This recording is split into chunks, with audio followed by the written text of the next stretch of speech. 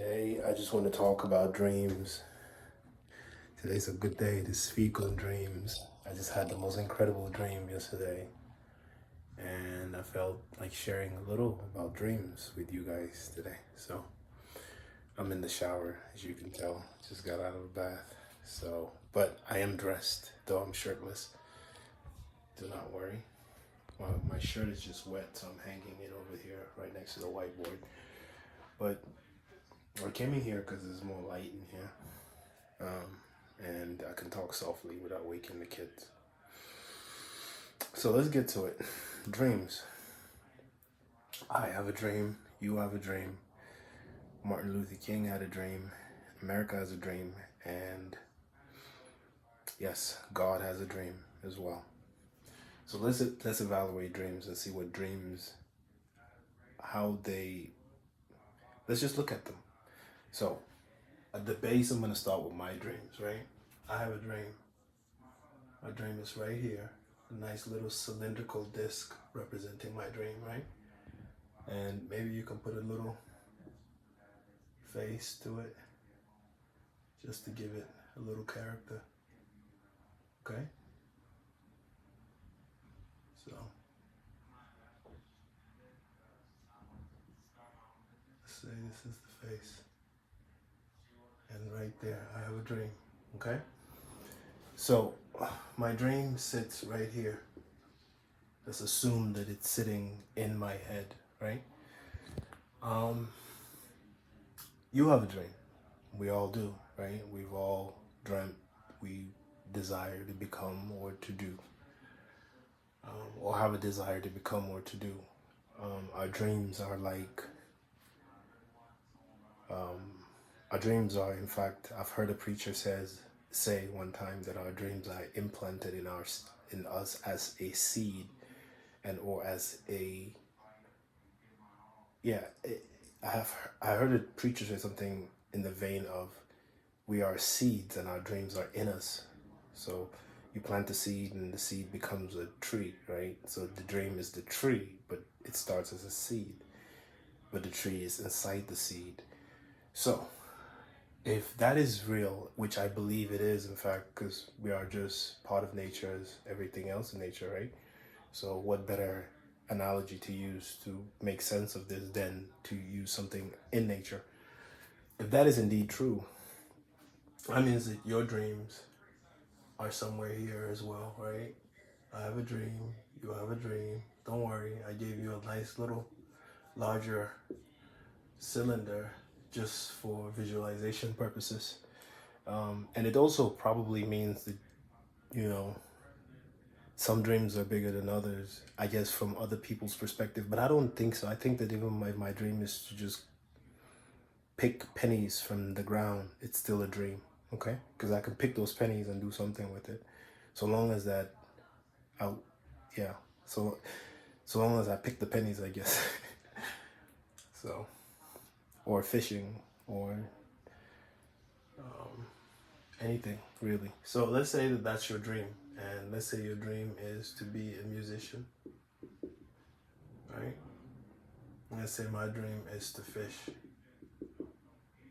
okay? And let's say that, who else has a dream? Like me, you, Martin Luther King had a dream. His dream was huge. He wanted all of America to be united in soul. So he wanted America to be united in soul, meaning he wanted the true, genuine America. He didn't want the superficial fakery that is doused and or grounded in division, polarized by colors and all of that in politics. He wanted a united America, united in soul. So he spoke of children in their essence, essentially consciousness, or young kids, or the purity of humanity, living harmoniously. He spoke about that, which is, again, I'm not going to speak on the fact that all of our dreams are united, because they are, right? I'm not gonna get there yet. I'm just saying that individually we wake up and we have a dream, and I'm not saying that this also means that your dream has to be something out of a job. The dream could be facilitated through employment, right? My dream is to design computers, but I can't just design computers in my basement forever, maybe. So eventually I start from the basement, and then eventually it becomes a shop, and then a factory, and a corporation. So yeah, dreams can sew themselves into or weave themselves along the line of corporations and something that is corporal or corporate. NASA is someone's dream. Someone dreamt they want to be able to be here, present right now, perceiving through this lens and engaging. And as a child, they dreamed of working for NASA so that they get to explore. And that too is a dream. So who else has a dream? Let's say we say Martin has a dream. Okay. Let me say united in soul and spirit. And let's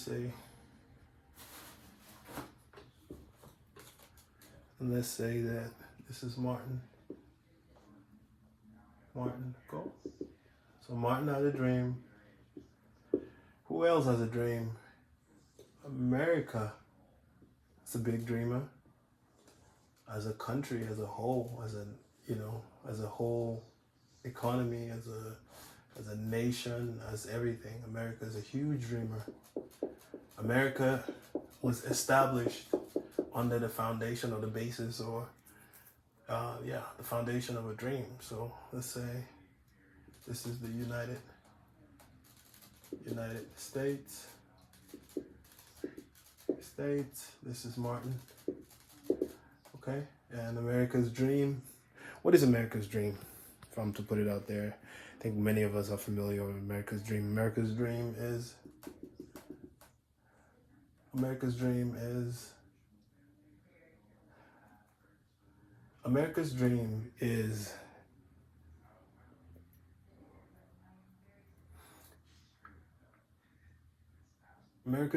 is what is it? America dreams in dollars. America's dream is two kids,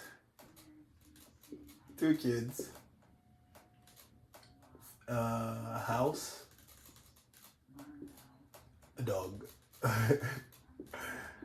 or we can say God. For in God we trust, correct?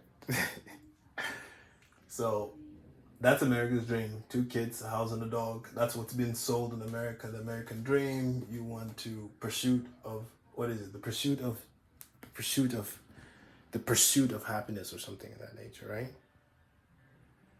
So the dream is encrescent in the pursuit of happiness, or the achievement of these dream is somehow fused with pursuit of happiness. So there's motion in America's dream. America's dream is a movement. It's a pursuit of happiness. And that happiness is diagrammed or defined as two kids, a house, and a dog. Okay? And America also operates on the mantra of in God we trust. The challenge with that is we don't know which God or what is the nature of that trust in God. Like, is it relational? Is it relationship based, or is it, what is it? So that's two kids, a house, and a dog. But like I said, my understanding of America's dream is rooted heavily in the pursuit of financial security and just getting out of debt. You know what I'm saying? We understand. All right, I have a last one. The last one is God. God has a dream.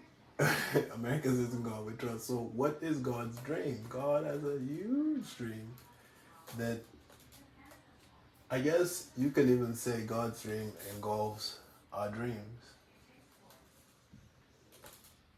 Okay? God's dream is like a dome that covers. There you go. That's a perfect shape. God's dream is like, it covers everything. So here I am. Okay? Here I am.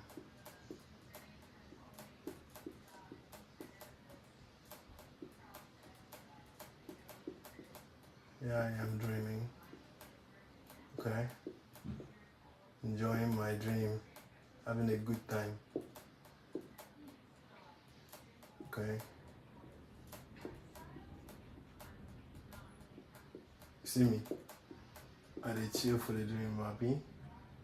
So here I am enjoying my dream now. I get ears too, Abby. I did hear. I beg. So here I am enjoying my dream. And my dream, my dream is to fish. I want to be a fisherman. I've longed to be a fisherman. And I am at this second, in this particular moment in time, I consider this conversation fishing. Okay? Why? Because it's in essence me sharing that which has been passed to me. So I am passing it on to you in hopes that it will yield a deeper understanding within you, and that understanding will lead you ultimately to perhaps a deeper relationship with God, who is the mastermind of all of our dreams. Because God's dream, which is the invisible dream, the unseen dream, that manifests gingerly through us, that dream is ultimately superior to all of our dreams. So now, if we are to explore God's dream, right, aside from it just engulfing all of our dreams, if we had to dig a bit deeper and explore God's dream, what would you say is God's dream? Because God made it very clear, first of all, that God is a dreamer, and God is dreaming, and God has a dream. What would you say is God's dream? So God's dream, from my understanding, and correct me if I'm wrong, that's why we have the comment section. God's dream is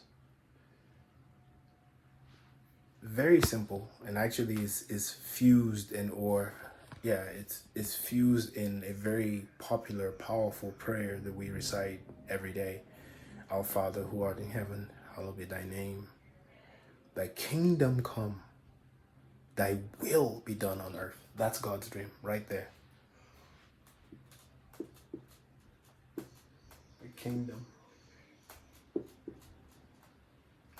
come, thy will be done on earth. So, Gashi, God's dream is for God's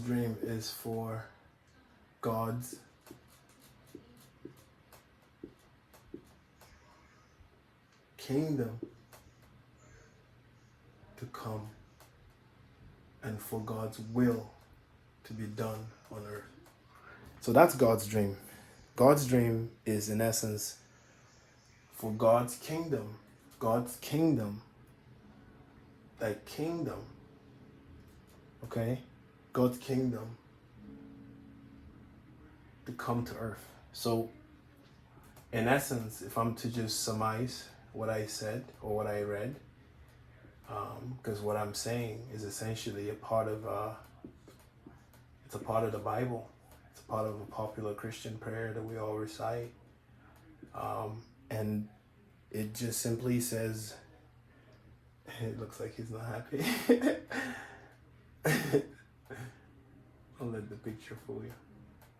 I'm very happy. I'm grateful, beyond happy. In fact. So, what is God's dream? God's dream is for God's kingdom to be on earth. How? How you will carry kingdom bring to earth again? Earth already has establishment now. On earth, we already have governance, government, democracy, polycracy. Am I crazy?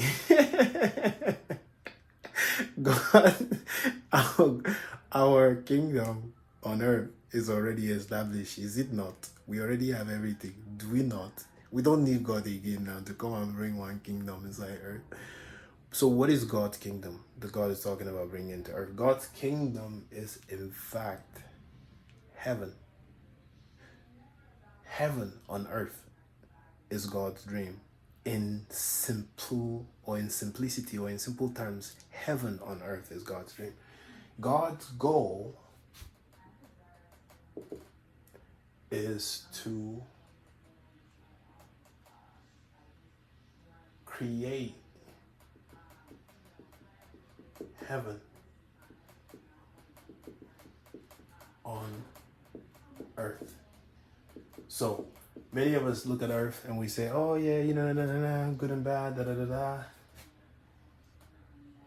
There's a polarity going on. We don't know what is right. We don't know what is wrong. The world is crazy. There's religions. We don't know what to do. All kinds of stuff, right? Right? All kinds of stuff in the world. But God says that my vision, my dream, okay, is to create heaven on earth. To make earth a heaven. That's my dream. To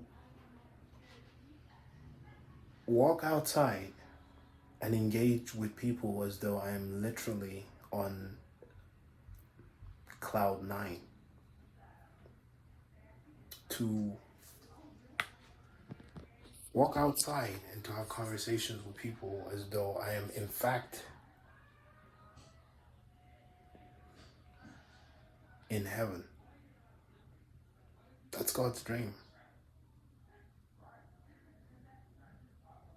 To be in heaven, here on earth.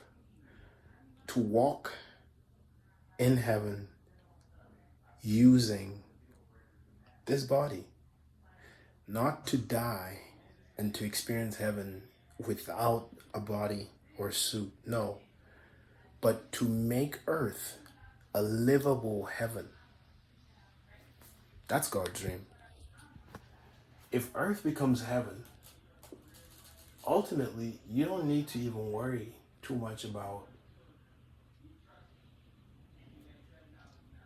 2 kids, a house, and a dog. You don't. It overrides that dream. Conveniently overrides it. And why did I say that? Because in God's dream, we are told that seek ye first the kingdom.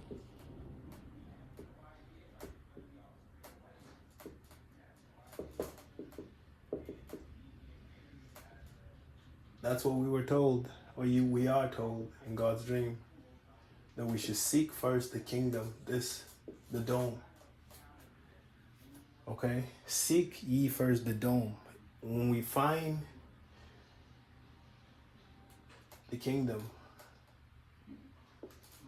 all of the things that are within our own individual dreams, man-made dreams like mine, like yours, like Martin's, like the United States, which is a congregation of men, right? That's why our American dream was narrated by Congress and or founding fathers that came together and drafted it, right? So it's still men. So all of these dreams essentially are under the governance or under the umbrella of God's dream. And the cue or the hint that God gave us is to seek first his kingdom. Seek first his kingdom. When we find the kingdom, we find his dream. What is God's dream? God's dream is to create heaven on earth. God's dream is to create heaven on earth. Thy kingdom come, thy will be done on earth. Thy kingdom come, thy will be done on earth. God's dream is to create heaven on earth. God told us to seek first his kingdom. You know what I just heard from this conversation right now? This is what I just heard. In the verge of seeking that kingdom, when we begin foundationally, right? God also gave us another cue. We were told that God knew us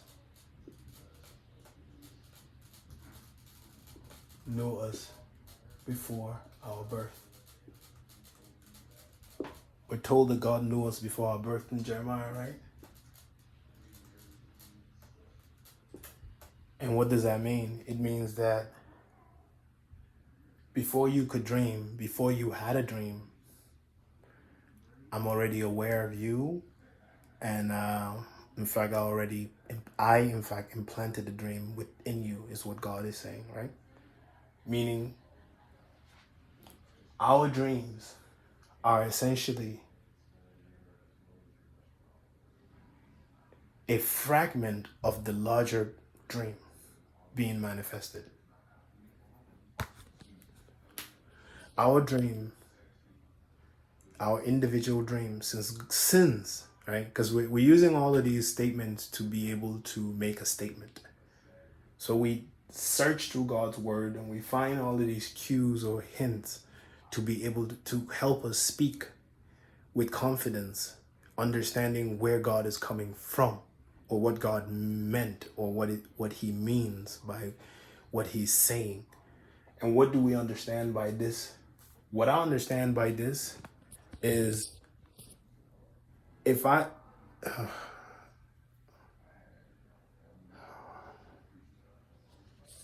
what I understand by this is, I knew you before your birth. I knew you before your birth. Therefore, if you knew someone before he was born, oftentimes, as a human being, myself, let's use you and I as an example. Let's take little children. The fact that you know a child, before they become an adult, oftentimes it gives you that extra confidence to say to the child, Abba, I knew you long now. You have always loved playing soccer, for instance. I knew you to love playing soccer since you were 1 year old. Now, today you are 22 years old and you're playing soccer very well. But I knew you since you were 1, you like playing soccer. This is us talking as human beings, observing one another, whether a child or an adult or whatever, right? Similarly, God is speaking to us before the birth. Now, we can speak on another and say, I knew you since you were young. But God is speaking to us saying, I knew you before you were born. Now, we can speak to another and say, I knew you when you were young. But God is speaking to us and saying, I knew you before you were even born. Now, we can speak to another and say, I knew you when you were young. I knew you when you were a little baby, when you didn't even know much, when you could barely speak. I can't believe that you can talk now. But God can speak to us and say, I knew you before you were even formed. I knew you before you were formed a form, meaning shape, meaning before you were material, meaning I knew you in your ethereal realm. I knew you as a spirit. I knew your spirit before your spirit got cocooned into this body. I knew your spirit before you were birthed. I knew your spirit before you were incubated.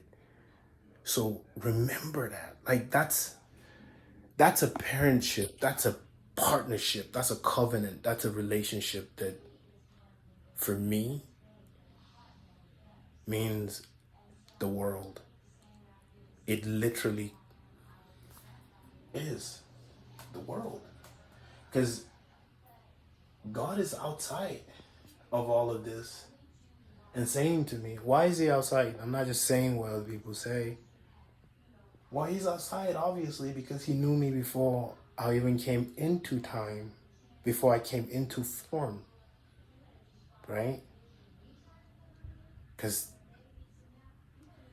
time is a governor of form, right? Time manages material things. Abi, I don't know. Help me. Time is good for organizing what we can see and things of that nature, Abi. I knew you before you were even conceived. That means it could have been 10 million years ago when God knew you, and this is your dream, to be a musician. And he also knew that the time will be 1984 that you will be born, right? And that time when you were born in 1984, you started playing piano. And your mother is now watching you playing piano and she's saying, oh, wow, I knew you since you were an infant. You loved playing piano. And God is saying to your mother that he knew you since before he gave you to her. And he made you a piano player before you were even born. How about that? So it's just understanding that there are dreams and dreams within dreams and dreams within dreams and dreams within dreams within dreams within dreams. And that's, for me, is the metaverse.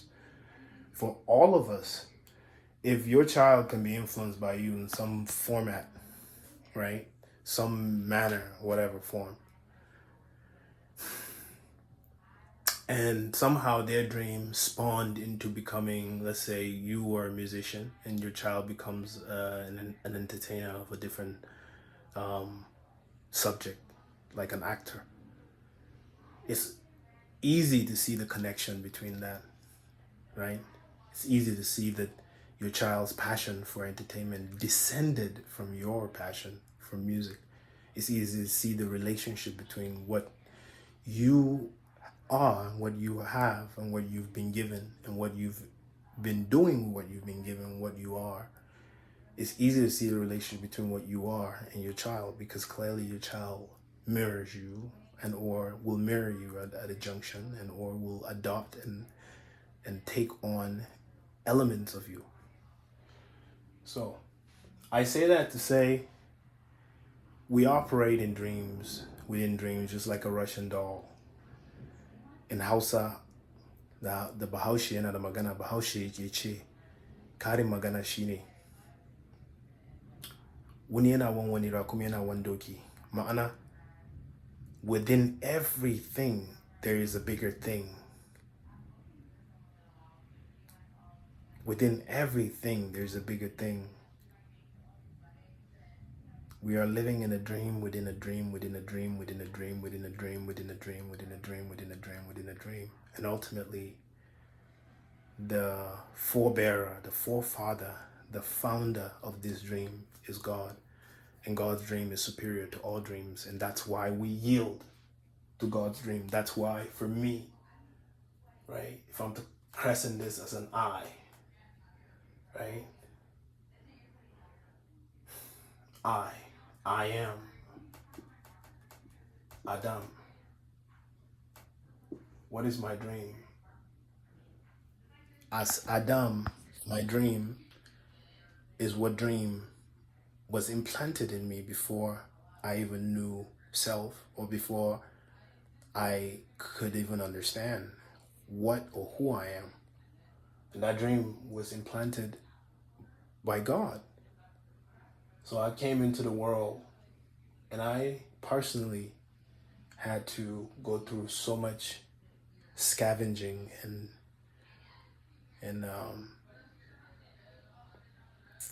scavenging for where I belong, for where I can incubate a dream, but I wasn't too certain as to what the dream was. It took time. And even now, as I'm speaking, I feel like the dream is still being unveiled.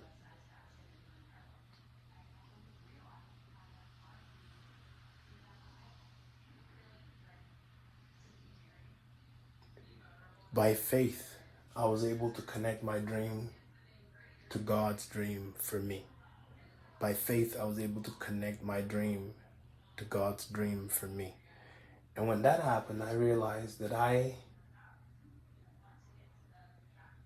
and I realized that my dream and God's dream were one and the same. And I think that the same thing happens with all of us. I think that when we connect our dreams to God, we realize that God's dream and our dream is one and the same.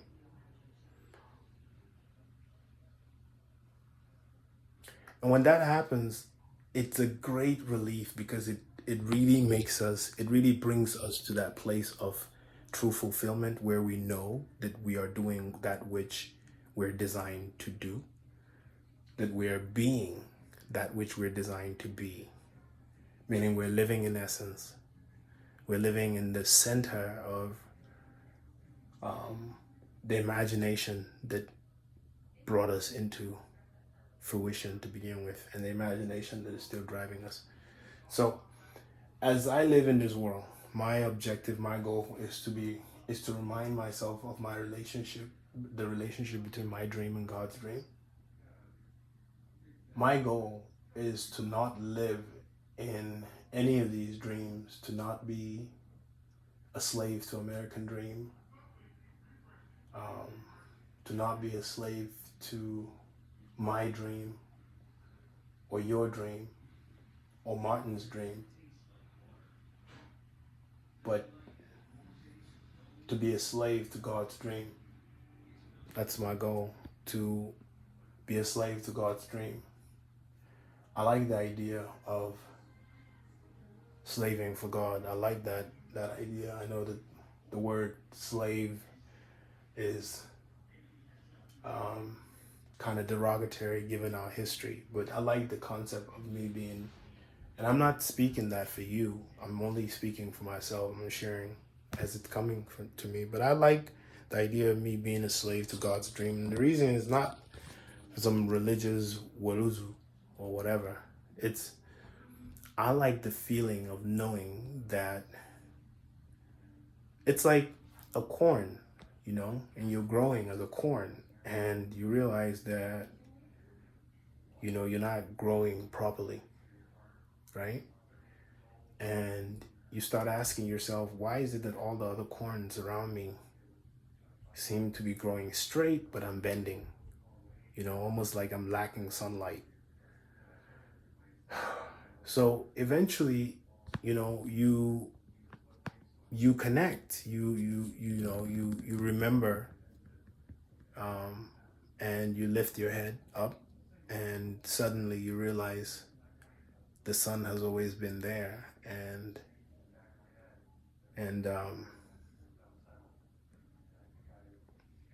God has always been there. So, in conclusion,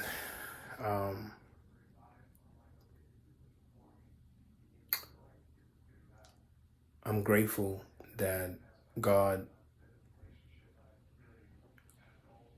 woke me up from my dream, and I'm grateful to God for giving me a dream worth living for. I'm grateful to God for giving us a dream, collective dream. I'm grateful to God that His dream for us is united and one as the dome, where each pieces of the ship essentially creating parts that will come together perfectly in due time. So I just love the fact that God has never departed from our dreams, and we are reminded on a daily basis of the unity of our dreams with God's dream. So I think I've said everything that I need to say about this subject for now, and I'll leave it there. I hope that I said something that resonated. Thank you. Dreams. We're living in a dream within a dream within a dream within a dream within a dream. What dream will you manifest?